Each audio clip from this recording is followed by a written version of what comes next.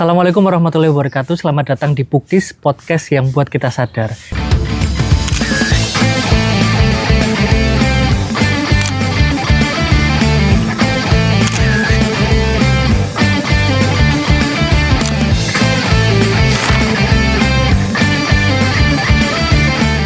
Nah teman-teman, hari ini kita akan membahas satu tema yang menarik, yaitu tentang berani tidak disukai. Nah terkadang kan itu Pak, kita itu pengennya itu disukai terus, apalagi kalau sama cewek, pengennya gitu disukai. Nah kita itu akan membahas tentang berani tidak disukai. Nah masalahnya nih Pak, kemarin itu baru ada banyak kasus di mana itu menyangkut orang-orang terkenal. Nah orang-orang yang dia itu punya popularitas, ternyata dia malah menipu, memanfaatkan popularitasnya. Nah, gimana biar kita itu nggak tertipu sama popularitas, tapi kita punya prinsip gitu loh. Yang benar ya ini, kita ikut yang benar, bukan yang lagi populer. Kalau menurut jenengan gimana, Pak? Jadi pada prinsipnya orang itu kan punya yang diidolakan. Orang punya yang diidolakan, yang disenangi, jadi hobi gitu. Apalagi kalau sudah masuk dalam hati, cocoknya itu sama beliau, sama dia, yaudah aku nggak bisa berpaling gitu kan. Tapi begini, jadi kadang-kadang orang itu karena terlanjur suka gitu, dia melupakan kebenaran. Misalnya ini ternyata dianggap salah, dia menganggap ini tetap dianggap benar. Karena bagi dia itu adalah cinta itu segala-galanya. Mahabbah atau bahkan orang dia bisa dikatakan muhibbin misalnya. Ini nggak ada hubungannya dengan Habib ya, ini beda. Tapi bagian dari jangan bahas yang itu. Tapi bagian dari orang yang mengidolakan sesuatu, tetapi dia seolah-olah FOMO, dia tidak bisa punya prinsip sendiri gitu loh. Padahal begini, dalam Islam sudah dikasih tahu kan, alladzina yastami'una al-qaula fayattabi'una ahsanah. Jadi kalau misalnya ada yang diidolakan, tapi kok ini nggak sesuai ya berarti nggak usah kita ambil. Karena kan terkadang kita itu takut untuk ketinggalan Pak. Apalagi kalau pas lagi rame nih, ini lagi ramenya ini kita ikut-ikutan gitu loh. Kadang ada potensi keburukan yang nggak bisa kita lihat secara kasat mata. Karena karena ditutupi oleh cinta. Karena perasaan cinta itu yang bukan cinta dengan pasar, bukan, tapi cinta dengan sesuatu yang diidolakan itu. Maka kalau misalkan dia pingin netral, artinya kita harus kembali ke habitat awal, yaitu sebagai manusia yang punya prinsip. Ya kita kembali ke Al-Quran tadi. Jadi kalau ada tokoh ataupun siapapun yang menyampaikan sesuatu yang itu ternyata tidak benar, ya kita tinggalkan. Maka fayattabi'un ahsanah ulaika alladziina hadahumullah wa ulaika humul muflihun. Jadi termasuk yang orang baik ataupun yang dikatakan itu baik itu adalah sesuatu yang benar menurut syariat Islam, menurut agama Islam, kita ambil. Atau sesuatu yang lebih baik daripada yang lainnya gitu. Dan juga begini, orang kalau lebih menyukai sesuatu tapi tidak tahu dasarnya, itu kan juga berbahaya. Artinya gimana Pak? Maksudnya kita menyukai tapi tidak tahu dasar itu, dasar itu apa? Nah, kalau misalkan ada satu kelompok dengan kelompok lain, nah kita kan satu tim A. Tim A, kemudian ada A, D. Nah, kemudian ada tim B ya. Tim B itu saya misalkan. Nah, saya itu kan, saya nanti kalau misalkan nggak ikut-ikutan si A, nanti saya dimusuhi si A, misalkan gitu. Waduh, saya nggak usah khawatir itu. Mengapa? Karena prinsip saya adalah saya akan mengikuti sebuah kaum atau komunitas yang komunitas itu memang jelas, jelas asal muasalnya, nasabnya, sanadnya, keilmuannya itu jelas. Nanti kalau saya dibenci sama si kelompok A gimana ini? Kita nggak usah takut itu. Tapi kita lebih kepada firman Allah, wala taqfu ma laysa laka bihi ilm inna sam'a wal basara wal fu'ada kullu ulaika kana anhu mas'ula. Ada itu. Itu jadi kita itu jangan berpegang teguh pada sesuatu yang tidak tahu juntungnya atau tidak tahu ilmunya. Gitu. Makanya gini, walaupun nanti saya akhirnya dibenci sama tim A, tidak masalah. Karena apa? Karena prinsip saya adalah saya tahu mana yang benar, mana yang salah, dan itu yang saya ikuti. Kalau memang pilihan ini harus berbeda dengan tim A, berarti konsekuensinya adalah saya akan dijauhi oleh A, atau saya akan digeser atau diasingkan, tidak masalah. Berarti kita harus menerima konsekuensinya lah. Makanya tidak perlu takut kalau seandainya kita itu tidak sesuai dengan orang lain atau kita dibenci oleh orang lain. Gitu. Waktu zaman Rasulullah itu Pak, itu kan beliau itu kan juga dibenci sama banyak orang juga kan di Makkah itu kan. Nah itu kan juga kalau kita sekarang pahami itu kan kebenaran Islam yang kita yakini sekarang kan. Nah gimana Pak, biar mungkin bisa diceritakan juga gimana Rasulullah waktu itu memegang kebenaran dan dibenci, dan beliau itu berani. Untuk tidak disukai. Ya, kita tahu bahwa Rasulullah itu punya nabi semuanya semua nabi, semua rasul itu punya 4 sifat wajib. Di antaranya adalah sidik, amanah, tabligh, dan fatonah.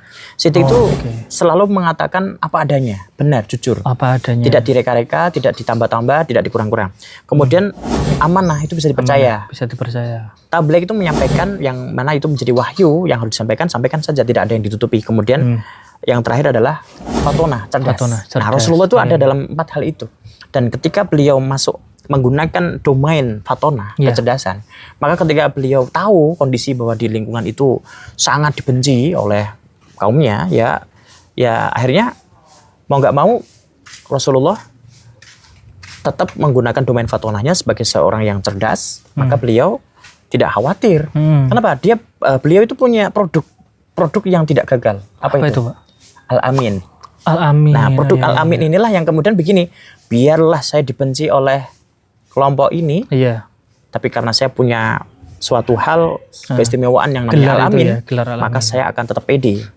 Saya nggak takut dengan apa orang-orang yang menuduh saya ataupun menjatuhkan saya ataupun mencemooh saya, karena saya punya produk yang bisa saya banggakan atau bisa saya promosikan di tempat lain. Nah, artinya ketika beliau tidak diterima di sini, dibenci di sini, beliau diterima di tempat manapun, termasuk orang-orang Yahudi waktu itu yang di negeri Syam itu percaya banget sama Nabi Muhammad. Kenapa? Karena ada produk yang tadi dalam tanda petik itu adalah Al-Amin itu. Oke, berarti Al-Amin itu kan produk yang kalau kita bisa gambarkan itu beliau itu orang yang mudah dipercaya. Nah, dipercaya dan sama bahkan orang banyak. Waktu itu kan tentang misal kayak barang-barang atau beliau mungkin ada permasalahan, itu kan juga beliau kan sering banget dipercaya walaupun ada orang-orang kafir di situ juga kan. Jadi gini, dulu ketika Rasulullah di Ka'bah gitu kan, ketika diamanai untuk siapa ini yang mau meletakkan Hajar Aswad, Rasulullah kan. Tapi Rasulullah tidak mencalonkan gitu. Tetapi ada tim Rasulullah yang percaya, sudah saking senangnya dengan Rasulullah, itu memberikan usulan bahwa nanti Muhammad yang bisa.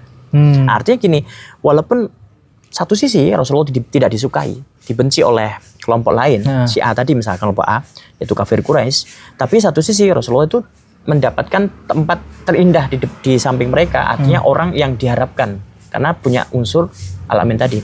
Maka yaudah Rasulullah, Nabi Muhammad aja yang akan meletakkan batu ini atau Hajar Aswad ini. Nah, jadi tidak ada ketakutan apapun, la khaufun, tidak ada ketakutan, la roiba, dan tidak ada keraguan. Ketika beliau memutuskan sesuatu, ya udah, karena ini yang saya sampaikan, yang saya putuskan, ini bukan serta-merta dari nafsu saya. Objektif lah gambarnya, Rasulullah itu objektif ya beliau, tapi itu bukan juga dari unsur pribadi, benar. tapi itu bimbingan dari Allah lewat malaikat Jibril. Maka turunlah ayat itu, wa may yantiqu anil hawa in huwa illa wahyu. Dari situ, kalau mungkin itu Rasulullah, ya kita bagaimana sebagai kaum milenial atau orang-orang kita perlu mencontoh beliau juga, kita mencontoh dari produk yang beliau hasilkan. Apa? Itu Al-Amin. Kalau kita nggak bisa di Al-Amin, artinya kita punya kelebihan ataupun bakat yang lain. Oke, berarti ada sesuatu yang mungkin kalau kita bicarakan tadi tentang Al-Amin, itu kan soal konsistensi, Pak. Betul. Soal bagaimana kita itu, misal ada satu yang kita unggulkan lah, satu, misal kita tuh pengen jadi orang yang dipercaya, itu kan kita harus kemudian jadi konsisten untuk selalu bisa dipercaya. Masalahnya gini, orang-orang itu mudah bosan. Oke. Seperti Mas Hadi, konsistensi tadi. Mau minum kopi bosan, ganti wedang rempah. Kalau pas lagi dingin-dingin biasanya ganti wedang rempah. Atau bosan aku di kopi ini, soalnya mbaknya jutek. Pindah kafe lain yang homey, dan seperti itu. Kurang istiqomah. Seperti Mas Aldi ketika menulis kan kadang-kadang satu hari bisa nulis 2 lembar, 3 lembar, tapi sesekali 0. Nggak ada yang ditulis. Artinya kan tidak konsisten.